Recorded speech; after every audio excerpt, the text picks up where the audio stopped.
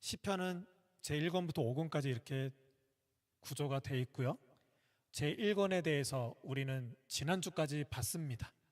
그리고 이 내용은 1편과 2편에서는 여호와께서는 의인의 길을 인정하신다라고 했습니다. 그리고 3편과 4편에서 의인이 왜 의인이고 어떻게 하면 의인이 될 수 있는지, 곧 하나님의 얼굴이 우리 가운데 비쳤을 때 그 비친 얼굴을 바라보는 자가 구원받은 자요 의인이라고 말씀을 드렸습니다. 그런 의인은 이 땅을 살 때 외부의 공격으로부터 또 같은 공동체원들까지도 공격을 하는 그런 안타까운 상황 가운데서 하나님께 탄원하는 형식으로 그렇게 부르짖는 기도로 나아갑니다. 우리가 하나님 알고 하나님 믿는다 하면서도 하나님 믿었다고 바로 세상이 알아보는 식으로 우리는 승리하는 모습으로 살지는 않습니다. 외부의 공격과 또 공동체의 공격으로 우리는 계속 피로할 수밖에 없는 삶을 살 수밖에 없습니다. 이때 하나님은 계속해서 여호와께 피하라. 그래서 1편과 2편 맨 마지막에 여호와께 피하는 것이 복이다라고 말씀하고 계십니다. 그래서 다윗은 여호와께 피합니다. 피한 결과를 봤더니 우리 지난주에 봤던 시편 8편에서 여호와 우리 주여 주의 이름이 온 땅에 어찌 그리 아름다운지요 주의 영광이 하늘을 덮었나이다. 다윗은 분명히 왕입니다. 외부의 적으로부터 공격을 받고 공동체 안에서도 신뢰를 받지 못하는 왕이었습니다. 이런 이때 하나님을 믿는 자로서 하나님의 영광을 볼 수가 없는 지경까지 이르릅니다. 이때 다윗은 하나님이 자신에게 계시해 준 그 영광의 빛을 알아보고 여호와께 피합니다. 여호와께 피하기 전, 여호와께 피하는 그 상황에서조차도 여호와 우리 주여 주의 이름이 어찌 온 땅에 그리 아름다운지요라고 고백할 수가 없는 지경이었는데 이렇게 온 세상 모든 만물 하나님의 천지창조가 다 아름답습니다라고 고백하게 됩니다. 그렇게 피했을 때 다윗은 다시 한번 신앙의 눈을 뜹니다. 하나님의 형상과 모양 때로 지음받은 우리는 그저 그냥 그렇게 지음받았다라는 것이 아니라 하나님의 능력을 부여받은 자로서 또 하나님의 권능 다스리고 정복하라 그런 하나님의 형상과 모양대로 지음바 받았다라는 거예요. 이 땅에서는 너무나도 나약한 존재이고 외부로부터 내부로부터 공격받을 수밖에 없는 주눅들을 수밖에 없는 인생이지만 이런 나에게 찾아오신 하나님을 바라봤을 때 그 구원주 하나님을 바라봤고 그 하나님께 피했을 때 하나님의 세계가 얼마나 아름다운지 그 속에 있는 내가 그저 그렇게 있는 사람이 아니라 하나님의 권능과 다스림 가운데 있는 존재였구나. 이것이 바로 시편이 말하고 있는 의라는 것입니다. 우리는 예수를 믿는다 할 때 신앙생활을 한다 할 때 이 세계가 분명히 보여져야 합니다. 이 땅에 사는 사람이나 예수 믿는 사람이나 똑같습니다.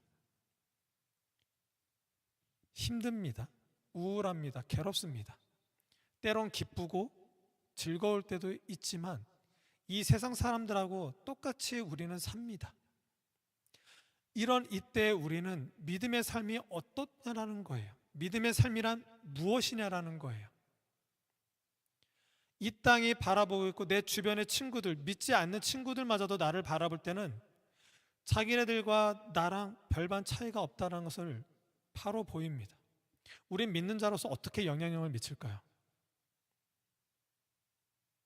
이 교회마저도 성경에서 말하고 있지 않는 선한 영향력, 우리는 먼저 번에 봤죠. 선한 영향력, 악입니다.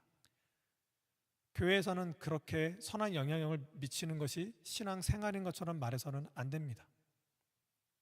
그렇다고 이 땅 살 때 어떤 영향력을 미치는 사람이 되지 마십시오라는 건 아니에요.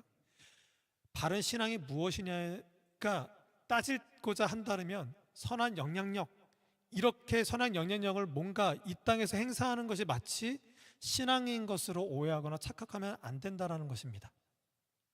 신앙은 오직 하나님과의 나와의 관계입니다. 하나님과의 나와의 관계 안에서 하나님이 나를 어떤 자로 여겨주시는지, 죄인이나 썩어져 죽을 자로 보는 것이 아니라 나를 구원해서 의인으로, 나를 구원했으면 구원했다 이것으로 끝나는 게 아니라 하나님의 형상과 모양의 회복 곧 권능과 다스림을 줬다라는 것입니다. 근데 지난주에 봤던 것처럼 하나님의 형상과 모양대로 지음받고 정복하라 다스리라 굉장히 센 어조로 되어 있습니다. 짓누르고 억압하고 아주 속박하는 단어로 되어 있습니다.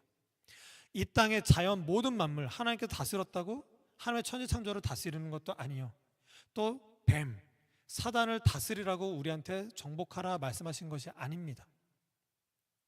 내 자신, 무릇 지킬 것보다 내 마음을 지키라고 했던 너 스스로 억누르고 지배하는 것으로 정복하고 다스리라고 했습니다.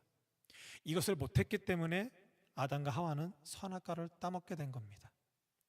그래서 죽음 가운데 내몰려져 있고 죽음 가운데 내몰려진 우리는 어떤 누구도 개인의 노력으로 구원이 발생시킬 수 없고 이 세상 어떤 피조물도 우리를 구원시킬 수 없을 때 오직 하나님만 살아 계시고 살려내실 수 있는 분이 살려내시는 역사로 우리를 구원케 하신 겁니다.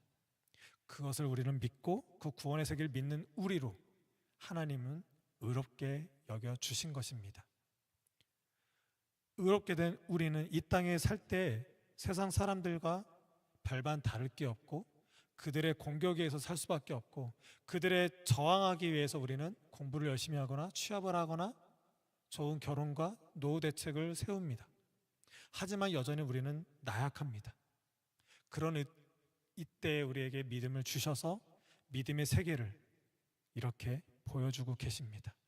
우리는 예수를 믿는다라면 그 믿음으로 말미암아 의롭게 된 우리에게 하나님을 알아볼 수 있는 존재로 하나님의 형상과 모양 곧 하나님과 함께 권능과 다스림의 역사, 성경 전체에서 권능과 다스림은 생명이에요. 영원한 생명이에요. 이 땅에 주장하고 있는 저 세력들, 저 적들은 다 죽습니다. 생명이 없습니다. 힘이 없다라는 거고 아무것도 아니라는 거예요. 하지만 저들 가운데서 살 때 저 적들에 의해서 우리는 나약하고 연약하고 보잘것없는 것처럼 보일지 몰라도 우리는 하나님이 구원시켜 주셨고 구원을 말하면 의인됨으로 여겨주셨고 우리에게 진짜 권능을 주셨다면 그 생명의 능력을 알아봐야 된다는 것입니다. 그것이 십자가의 능력이고 저 하나님 나라를 바라보는 능력이라는 거예요. 우리는 신앙생활을 한다면서 신앙을 가졌으니까 성경 말씀을 가지고 막 문자적으로 세상에 나가서 어떤 덕을 쌓고 어떤 지혜를 가지고 뭔가 성경의 말씀으로 뭔가 세상에 나와서 영향력을 미친다? 이런 거 없습니다. 하나님과의 관계 안에서 그 영원한 생명을 누리는 차원이 무엇인지를 바라보는 것이 굉장히 중요하다는 것입니다.